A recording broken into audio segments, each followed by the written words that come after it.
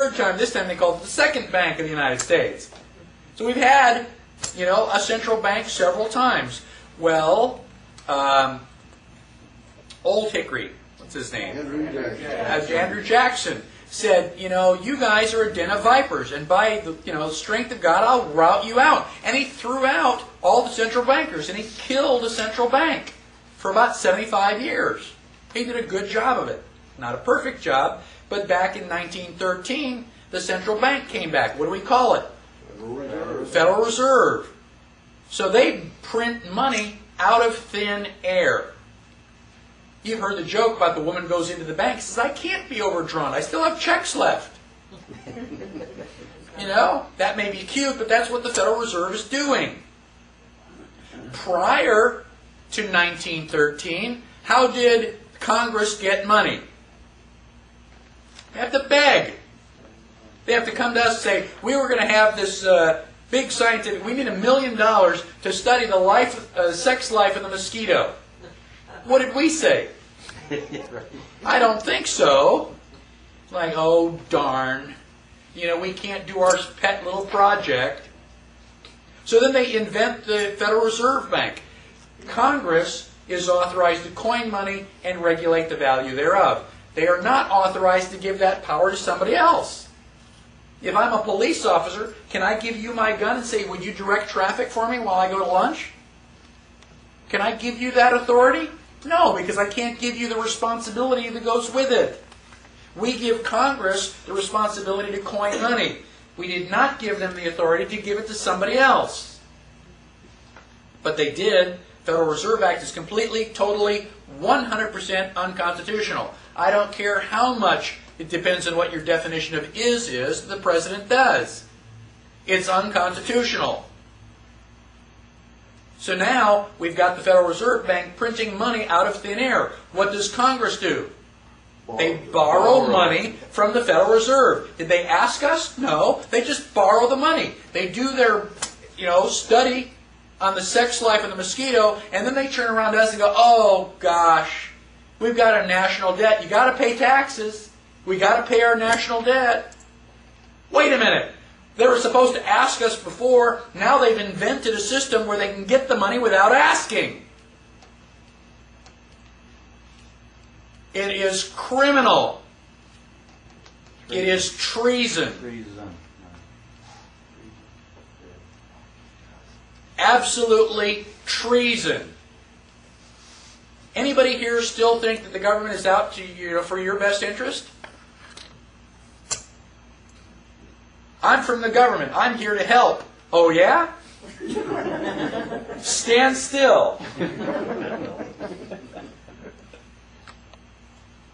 Now, one of my favorite quotes is from Ludwig von Mises. Ludwig von Mises says on page 24, the government is the only institution that can take a valuable commodity like paper and make it absolutely worthless by printing on it. Think about it. If you'd given me scrap paper, I could use it for something. But now that you turn it into money, it has no value. Now, money is defined by Black's Law Dictionary.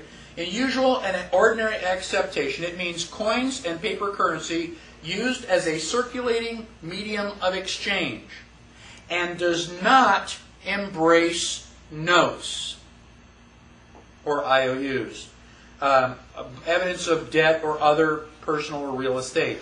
A note is an instrument containing an express and absolute promise of signer to pay a specified person or order. It's a promise to pay. Now, when we started this class, you gave me silver, I gave you a book. That is quid pro quo, Latin for something for something. We do an exchange. So once I've given you something, you've given me something. Once we've done this trade, the transaction is over with. I'm happy, you're happy, leave me alone. Now, if you say, gosh, I'd really like to have that apple, and I say, well, okay, it's $1. You say, well, I don't have $1, I've got an IOU. If I give you the apple and you give me the IOU, have we finished the transaction? No. Now, somebody's got a banana, and I want to buy the banana. And they say, well, it's $1. They say, well, instead of $1, I've got this IOU from so-and-so. Would you take my IOU? You go, yeah, okay, I'll take that. And I give the IOU and I take the banana. Have we finished the transaction? No. Somebody still owes this guy $1. Somebody is still stuck.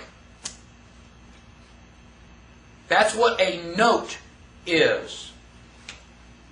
At the top of the dollar, it says Federal Reserve Note. These are official IOUs that are absolutely, totally worthless. Now, they are not the same as this. This is a silver certificate.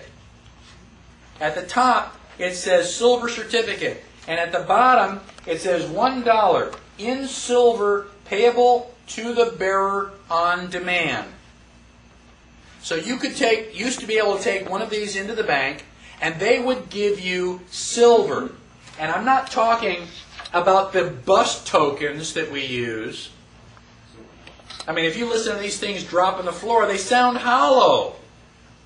Doesn't sound anything like silver.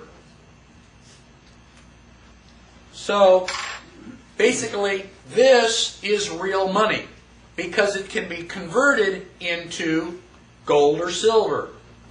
This is a Federal Reserve note, and it happens to be worth whatever Alan Greenspan says it's worth. It is fiat paper. Now, what I want to do, has anybody not seen silver certificates? I'm willing to pass these around. I want them back. Are they just a collector's item, or are they still considered? I mean, this will always be legal tender, right? You can spend that. You could spend it like it's $1, but it's worth a whole lot more. I mean, I've got those in plastic.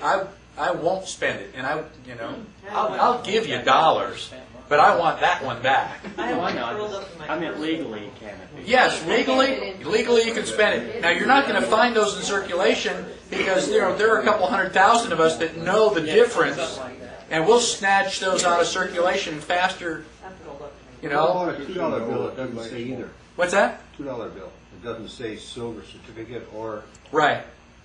I have to check the. I have a $2 note. I haven't checked that. There were some older $2 bills. Right. A time ago. Okay. Now. It might be the one Kennedy issued.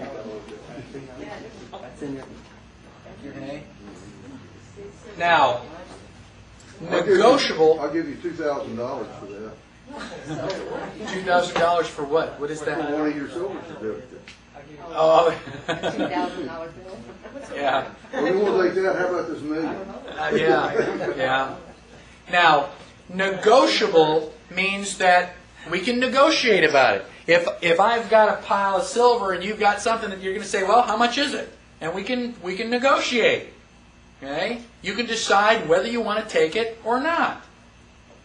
Non-negotiable means you don't have a choice. It cannot be transferred. Not capable of passing title or property by endorsement or delivery. This was the question that you had earlier. If I take your apple and I give you this silver, I'm basically transferring property. This is now your property. The note cannot transfer property. It's just an instrument of debt. It's basically a tally system. You do not own this dollar, even if it's in your wallet. Who owns this dollar? Federal Reserve. The Federal Reserve. It's got a serial number on it and everything. So this is their money. If you go to Avis and you want to borrow one of their cars, you take their car, drive it around for a week, fill it up with gas, bring it back. It's still their car. They're going to charge you money for borrowing it? Yes, that's known as an excise.